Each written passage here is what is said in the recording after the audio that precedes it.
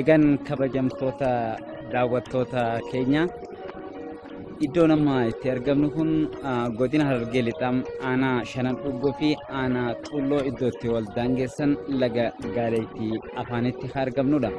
Lagni Gaaleettii kun akkuma kanaan dura isiniif ibsuu yaalletti lagichi godina Harargee aanaa Dadar Araddaa Burqaa Barakarraa ka'ee gara asiin hanga laga Waabeetti kan imaludha.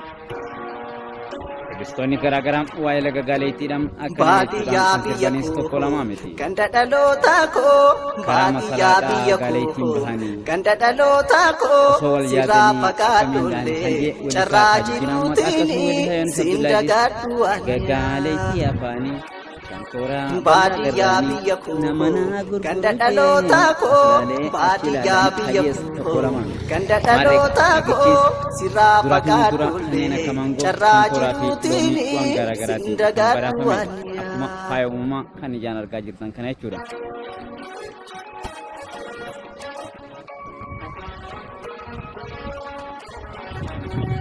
Gandiya kakile ababile kiya nadura mulata en warrakiya Gojoon keenya guddaan gubbaan faarachuunsa yaadannaa mul'ata dallaa bal'oo keessa. Tulaa galabaatiif gootaraan midhaanii fagoonaan mul'atu tarree dhaabbatanii.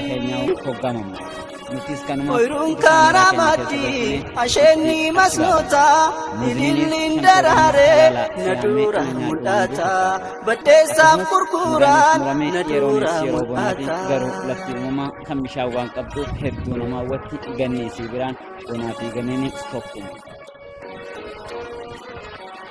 Waan dhaggeeffataniif guddaa waan hordoftaniif guddaa galatoomaadha. Sagantaa biraatiin nama walitti deebinutti hajjii nama buntu qopheessaa sagantaati. Baadiyyaa biyya koo ganda dhaloota koo baadiyyaa biyya koo ganda dhaloota koo sirraa fagaadhollee carraa jiruutiin siin dagaadhu baadiyyaa biyya koo ganda dhaloota koo baadiyyaa biyya koo ganda dhaloota koo sirraa fagaadhollee carraa jiruutiin siin dagaadhu